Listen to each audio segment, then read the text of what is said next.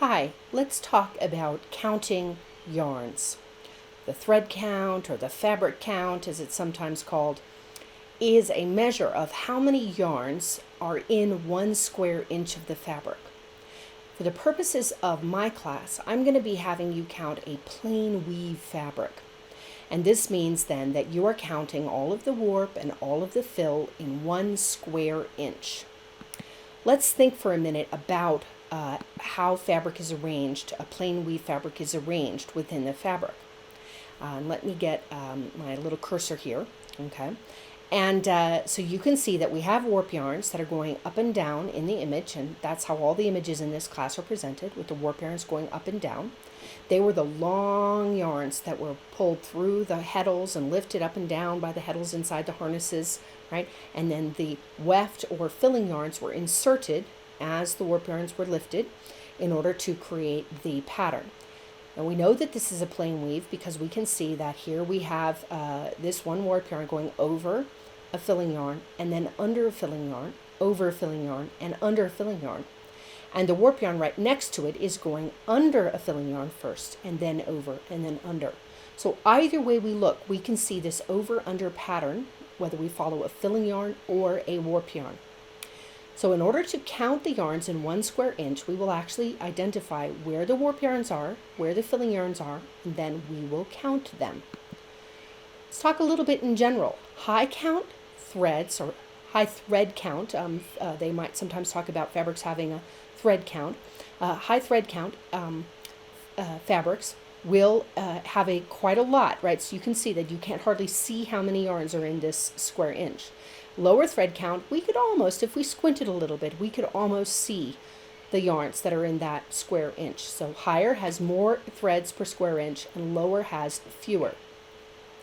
Now I mentioned that we were looking at a plain weave, and there are other weaves that you could look at, but our focus in learning is going to be in a plain weave. So here we have the warp yarns, right, that are going up and down, and this percale, which is an example of a plain weave, we can see that the lighter gray warp yarns are going over and under the darker gray filling yarns.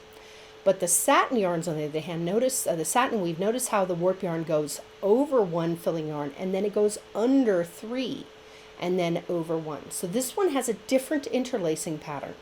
And you want to keep that in mind. Knowing what the interlacing pattern is can help you count. You can know what the interlacing pattern is in part because in your kit it tells you, right, what the fabric is. It's an unbalanced plain weave or satin weave or a twill weave, and that gives you a clue to look for the interlacing pattern. But you're in fact have to go to look through your PIC class and actually look to see if you can find the interlace pattern. Now, why is this valuable? Well, because besides using the PIC class to help you determine the fabric count, you are also going to be using the PIC class in the future to determine the interlacing pattern. So although that isn't an assignment for your class with me, that is something that you might need to know. Now, I've been using this term thread count and fabric count, right, sort of interchangeably, right? But we know that in fact the thread count, which for the purposes of our textbook is called the fabric count. This is where it gets confusing. But the industry, people who sell sheets, refer to thread count. And they do that by adding up the number of warp yarns and the number of filling yarns. I'm not going to ask you to add them up. I'm going to ask you to actually tell me how many warp and how many filling.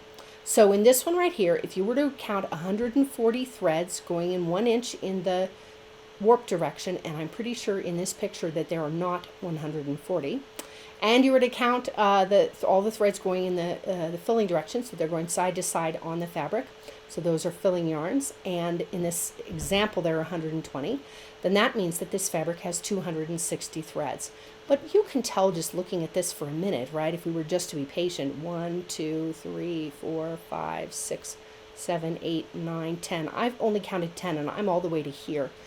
We know for sure that this picture does not have 140 threads in it. So let's actually just start by looking at this example right here, and I will use my cursor in order to actually count the number of yarns that are in this example.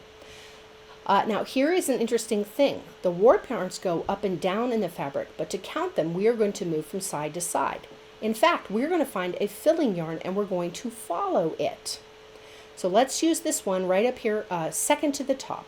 Okay, so I'm going to pick this filling yarn second to the top, and I see that there's one warp yarn that went over it, and then it went over one, so that's 2, 3, 4, 5, 6, 7, 8, 9, 10, 11, 12, 13, 14, 15, 16.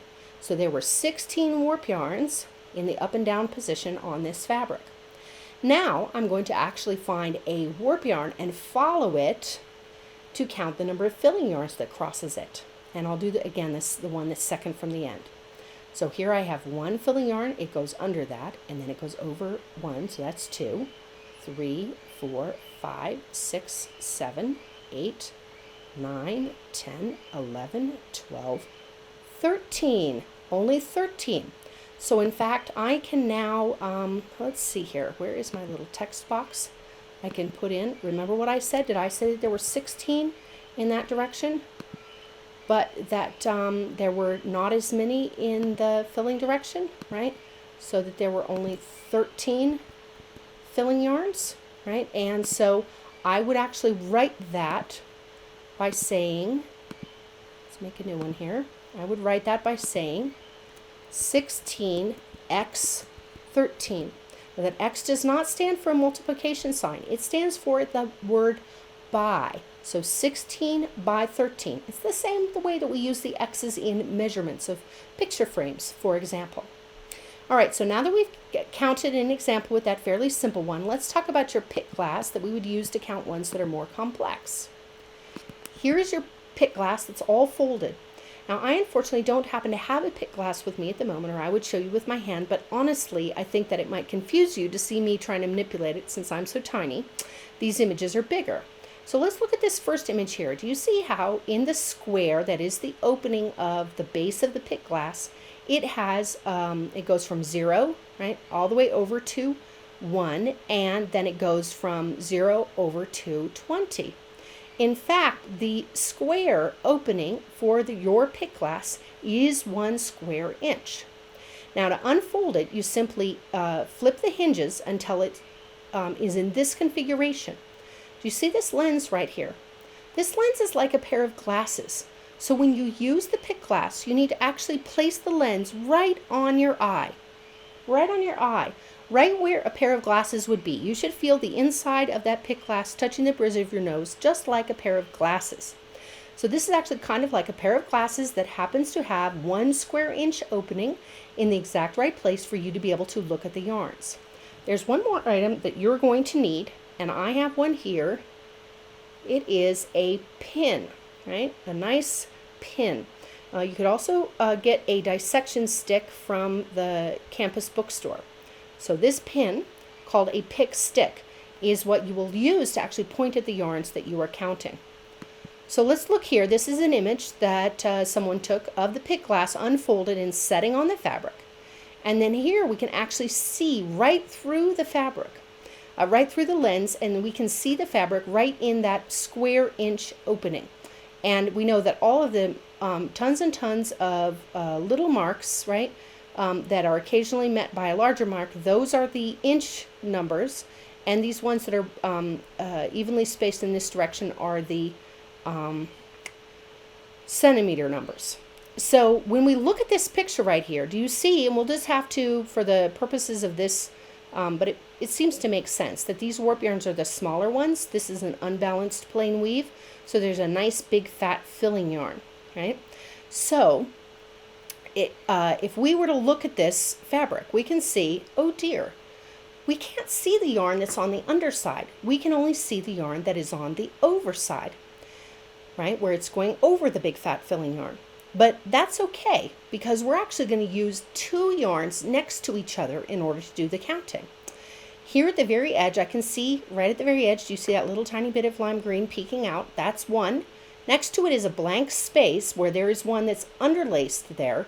Unfortunately, the one that's underlaced is now overlaced in the very next yarn. So I can actually move 1, 2, 3, 4, 5, 6, 7, 8, 9, 10, 11, 12, 13, 14, 15, 16, 17, 18, 19, 20, 21, 22, 23, 24, 25, 26, 27, 28. Now, if my eyes start to get tired, notice how I've just left my cursor right over the one where I said 28? That's where your stick can come in handy. You're pointing your little stick at it, but because the tip of your stick is sharp, you can actually just stick it into the yarn. And look away for a minute and let your eyes relax. 28, 29, 30, 31, 32, 33, 34, 35, 36, 37. I was able to see 37 yarns going over or overlacing either the one filling yarn I was looking at or the one right next to it. Now, this should be a lot easier to follow one warp yarn and count how many times it goes over and under. We'll start with the one at the very top and just pretend that it counts, right? So 1, 2, 3, 4, 5, 6, see now it's under, 7, it's over, 8 under, 9 over, 10 under, and then a tiny little bit at the bottom, 11 over. So this is definitely unbalanced. What did I say, 37 to 11? That is an example of an unbalanced plain weave. Now let's try this again for ourselves with one that is balanced. So here's a fabric. This is not, it's a little bit skewed because it comes from a cushion, but I thought that it had nice big yarns. And we can see here that even though each of the yarns has a couple of colors in it, we can identify where it's, let's just pick this one right here, for example, where it's going over and then where it's going under, right? Over, under, over, under, over, under. So I would like you to find a nice big plain weave fabric. Like I said, I got this one from a cushion on the couch, but look around your house and see if you can find one that is nice and big. Now next, you're going to want to put your pick glass down. I didn't have a pick glass with me, so I used a ruler.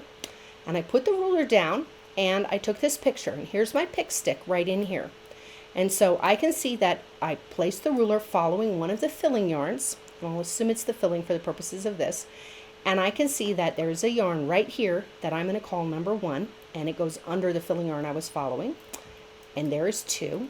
And there is 3, 4, 5, 6, 7.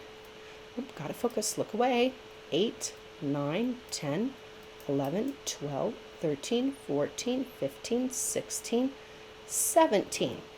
Now, if you didn't have a pick stick, then what you would need to do is actually, a pick glass. What you need to do is take your pin, your pick stick, and stick it in the corner right by the one where you started. And then actually turn the ruler sideways and now count, starting at that place that was 1, up the 1 inch, right? So we could pretend that I'd actually stuck the ruler in right there and I turned the corner, right?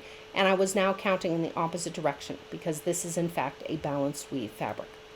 But let's go ahead and just look here. I took a picture of it turned in the opposite direction here, and let's just count to be sure. Okay, 1, 2, 3, 4, 5, 6, 7, 8, 9, 10, 11, 12, 13, 14, 15, 16, 17. Yep, it is in fact a balanced plain weave. That's another really important hint, right, is that in most cases the numbers will be the same, but they will not be exactly the same. All right, so let's go ahead and look at this one again, and I'm actually going to leave this on the screen just quietly. If you want to take your pick stick and actually just point at the video and count those again for yourselves. You could pick a different set of 2 yarns, right? So just take your pick stick and pick a different set of 2. You might pick these 2 and see if you can count all of the warp yarns and then all of the filling yarns.